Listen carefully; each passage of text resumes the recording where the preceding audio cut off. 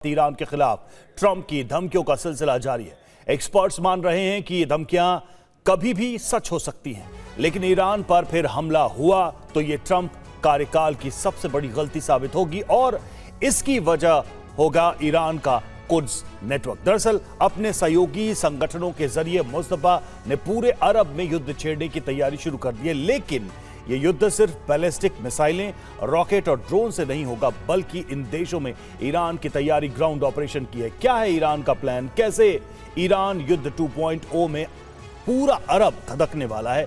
इस रिपोर्ट में देखिए। ईरान ने धमकी दी है कि हमला हुआ तो वो अरब में कई फ्रंट खोल देगा।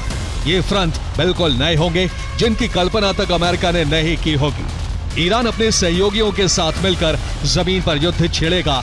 ये युद्ध अरब के कई देशों में लड़ा जाएगा। आज में पता चला है कि ये हमले इराक से हुए थे। इन हमलों के पीछे इराक के शिया मिलिशिया ग्रुप हो सकते हैं, जिन्हें ईरान का समर्थन हासिल है। शक है कि ये हमले भी ईरान के आदेश पर हुए थे। और ईरान पर फिर हमला हुआ तो मुस्तफा कई नए फ्रंट खोलेंगे। सबसे पहला फ्रंट होगा सऊदी अरब में, जहां मौजूद हिजबुल्लाह अल हिजाज संगठन हमले करेगा। ये शिया मिलिशिया संगठन साल 1987 में बना था। साल 2000 तक ये संगठन सऊदी अरब में कई हमलों में शामिल रहा है।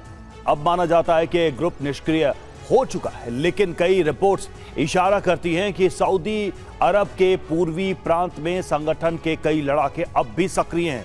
पूर्वी प्रांतों की बड़ी आबादी शिया बहुल है, जिनके जरिए यह संगठन खुद को फिर से मजबूत कर रहा है और ईरान भी इसकी मदद करता है। युद्ध फिर शुरू हुआ तो इस संगठन के जरिए ईरान सशस्त्र विद्रोह, बड़े बम विस्फोट और कई छोटे छोटे हमले करवा सकता है। ईरान के टारगेट पर यूएई की भी है और यहां ईरान के स्लीपर सेल बड़ी संख्या में एक्टिव हैं। सिर्फ इसी महीने में 24 से ज्यादा लोग गिरफ्तार किए जा चुके हैं, जिनका कनेक्शन IRGC से होने का शक है। ईरान इनके जरिए लोन वुल्फ अटैक और देश में आईडी धमाके करवा सकता है।